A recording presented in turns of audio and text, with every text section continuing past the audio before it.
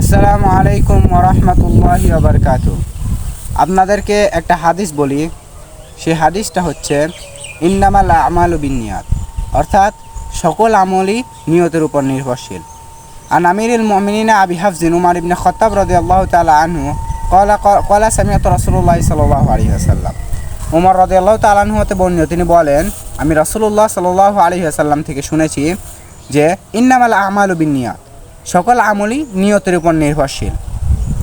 ওয়া ইন্নামা লিকুল্লি ইমরিইন মা নাওয়া, প্রত্যেকটা ব্যক্তি, প্রত্যেকটা লোক যা নিয়ত করবে তা তার জন্য সাব্যস্ত হবে। ফামান কানাত হিজরাতুহু ইলাল্লাহি ওয়া রাসূলিহি ফাহিজরাতুহু ইলাল্লাহি ওয়া রাসূলিহি, যে আল্লাহ তাআলা এবং রাসূল সাল্লাল্লাহু আলাইহি ওয়াসাল্লামের দিকে হিজরত করবে, সেই হিজরতটি আল্লাহ এবং রাসূল সাল্লাল্লাহু আলাইহি ওয়াসাল্লামের দিকেই হবে। আর যে ব্যক্তি, আবার বলা হয়েছে ওয়ামান কানাত হিজরাতুহু লিদ-দুনিয়া ইউসিবুহা আও ইমরাআতুন ইয়ানকিহুহা ফাহিজরাতুহু ইলা মা হাজারা ইলাইহি, কেউ যদি দুনিয়ার কোনো জিনিস পাওয়ার জন্য বা কোনো মহিলাকে বিবাহ করার জন্য হিজরত করে, তাহলে তার সেই হিজরতটা সেই দিকেই হবে। অর্থাৎ যে প্রত্যেকটা বান্দা যে যা নিয়ত করবে তা তার জন্য সাব্যস্ত হবে। তাই আমরা সকলেই নিয়তটাকে শুদ্ধ রাখবো। মনে রাখতে হবে, নিয়ত যদি শুদ্ধ থাকে আমলও শুদ্ধ হবে, আর যদি নিয়ত অশুদ্ধ থাকে তাহলে আমল বাতিল হয়ে যাবে।